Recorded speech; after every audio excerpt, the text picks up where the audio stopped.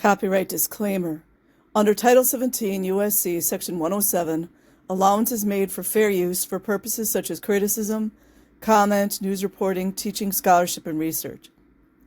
Fair use is permitted by copyright statute that might otherwise be infringing nonprofit, educational, or personal use, tips the balance in favor of fair use. Okay, you guys, I'm just doing something a little different. I will get back to Scientology, but I just found this interesting. I was looking for some of Ollie Matthews' really good videos on the narcissistic grifter, and I don't know if he doesn't have them on his channel anymore, or I don't know how to find them. He had some really good ones if you guys can ever find them. So I found this article, and this is from spring.org.uk. Grifters, the 7 psychological principles that con artists use. How grifters and con artists trick people into handing over billions each year, sometimes again and again.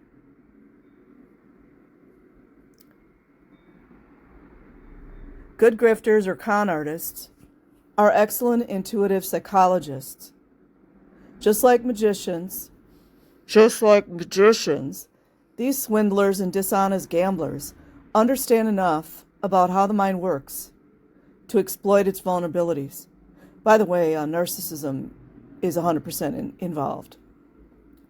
Our fascination with grifters is insatiable, and despite being criminals, they are frequently portrayed by Hollywood in a flattering light in films like The Sting, Catch Me If You Can, and the Ocean's 11 trilogy. Of course, the reality is nowhere near as romantic, especially if you've fallen for one of their cons. Frank Stahano, a security expert at Cambridge University, has been working with Paul Wilson, a scam artist and author of BBC's TV's The Real Hustle. I might want to watch that. To identify the 7 major psychological principles used in short cons to part people from their cash. Hold on.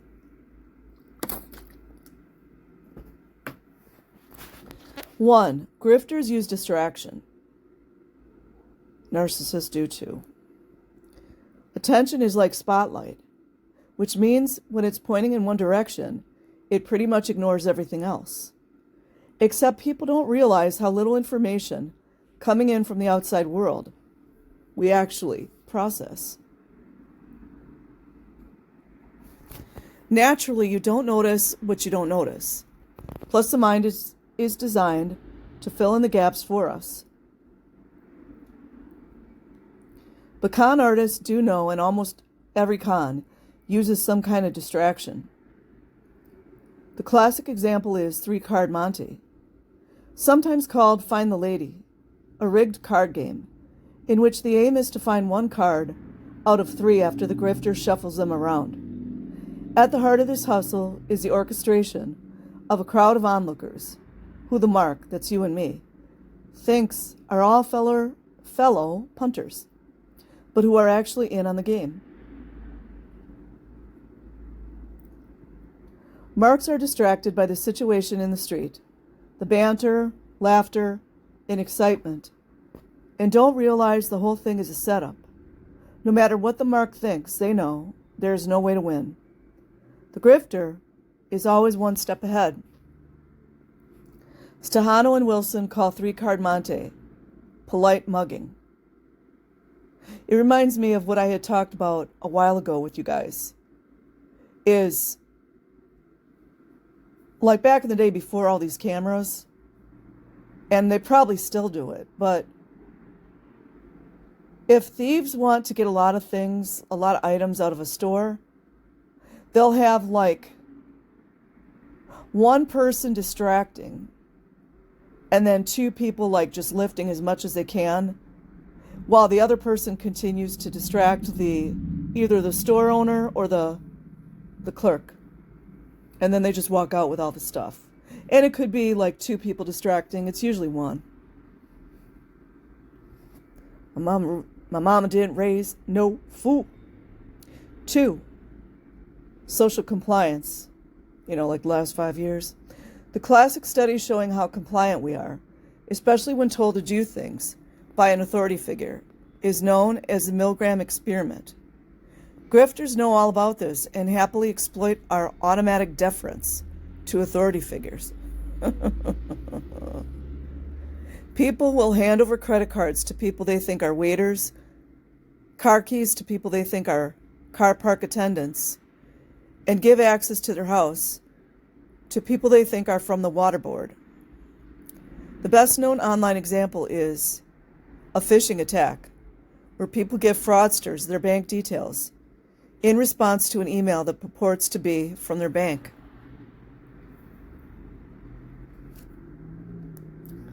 3, con artists rely on the herd principle, just like the groupthink. People are sheep. They can't help following each other. The classic study known as the Asch conformity experiment was conducted by Solomon Asch in the 1950s, showing that people will deny evidence from their own eyes to fit in with others. Kind of like those 2 buildings that crashed down. In the 3-card Monte Con, the crowd of shills around the game create the herd for the mark to follow. Online, there are all kinds of tricks people can use to make others think there is a herd when actually there is only one person. Kind of sounds like the news. The practice of astroturfing means creating multiple online identities to fake grassroots support for a politician. In peer-to-peer networks, the multiple identities created by people trying to influence them are known as symbols. Whether online or offline, though, group psychology exerts an enormous influence over us. Boy, and I talk about groupthink all the time. 4, con artists exploit others' dishonesty. Fear is a mind killer. Con artists know that people are fearful and play on this fact. Depends on who you're talking about. Some cons involve selling goods to marks that are used for illegal purposes. For example, one scam described by Stahano and Wilson involves selling people canceled banknotes, actually just pieces of paper which have been spray painted, then telling marks they have an amazing gadget which will clean off the ink and make the notes usable again. That's funny. What is that there is no honor among thieves? Marks are discouraged from reporting the scam. That's funny. Because they would be implicating themselves, and the grifter wins both ways. That's just funny. 5, grifters use deception. People are easily tricked, even when they think they are being careful. Grifters take advantage of the fact that most people go along with their expectations of what will happen in any given situation. If the grifter's behavior fits the situation, then people will accept what they say. One classic is van dragging, where grifters target a warehouse from which they want to steal the goods being delivered. They hang a sign saying the door is broken and those delivering should call a number. I don't believe in this, but it is kind of funny. The con artist, hiding nearby, answer and steal all the goods from the delivery driver, all the while complaining that they've called the locksmith and he hasn't turned up yet. The delivery driver often helps the grifters load their van. Oh, jeez. I would call them thieves. Same thing, I guess. 6, grifters leverage need and greed. Grifters leverage need and greed. Once grifters know what people want, even if it doesn't exist, they are in a position to manipulate them. They will play on people's desperation. Where have we seen that? Unfortunately, the more desperate people are, the easier they are to con. Kind of like Scientology.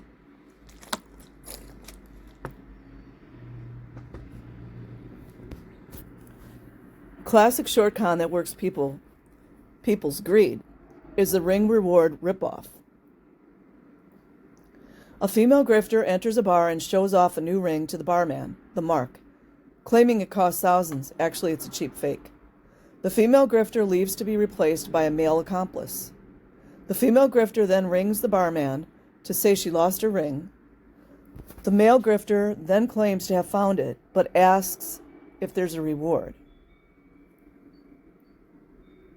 Over the telephone, the female gives a price, but the barman realizes he can make a profit, so tells the male con artist a much lower price. The barman hands over the money, and of course, neither of the grifters are seen again. I'm sorry, you guys. It's kind of funny. See what greed gets you? This con relies on the barman's greed, yep, or it won't work. In reality, it works surprisingly often. Wow, it's kind of funny. 7. Time pressure. Classic studies of how people make decisions under time pressure demonstrate what grifters already know. When there's no time to think, people rely on shortcuts and emotional responses to a situation.